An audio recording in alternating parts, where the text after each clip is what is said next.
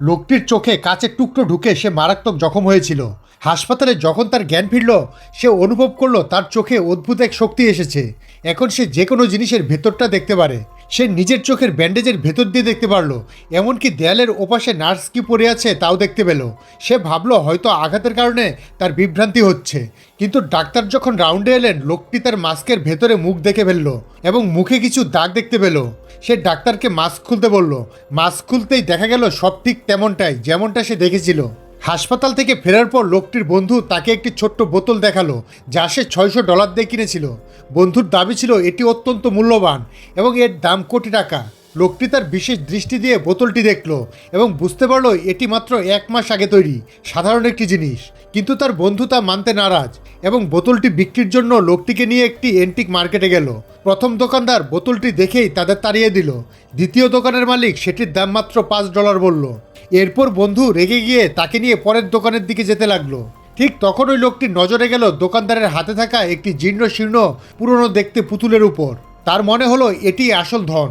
সে জিজ্ঞেস করলো এটি কি বিক্রি করবেন। দোকানদার বলল যদি সত্যি নিতে চাও তবে $2000 লাগবে। লোকটি রাজি হয়ে গেল, কিন্তু তার বন্ধু তাকে থামিয়ে দিল। বন্ধু বলল তুই কি পাগল, এই ভাঙাচোরা পুতুলের জন্য $2000 দিবি? এটা বলে তাকে টেনে নিয়ে যেতে লাগলো।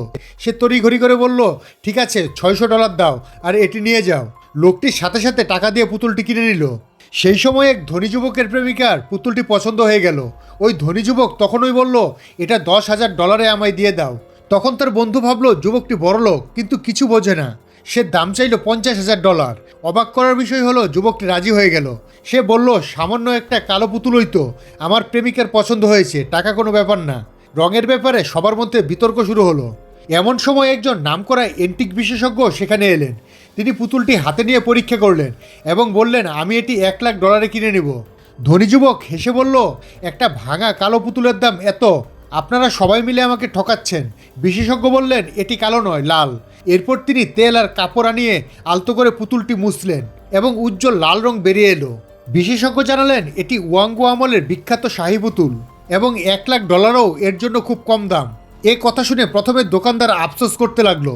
তখন ধনী যুবকটি বলল আমি এটা $3,00,000 কিনছি। কিন্তু দোকানদার এখন নিজেই সেটি ফেরত কেনার জন্য $6,00,000 দিতে রাজি হলো। ধনী যুবক শেষমেশ দাম হাঁকালো $8,00,000। দোকানদার বুঝতে পারলো যে সে হেরে গেছে এবং রাগে সেখান থেকে চলে গেল। মাত্র কয়েক মিনিটে $600 জিনিস দাম হয়ে গেল $8,00,000। আর এটাই ছিল লোকটি ও তার বন্ধুর প্রথম বড় আয়।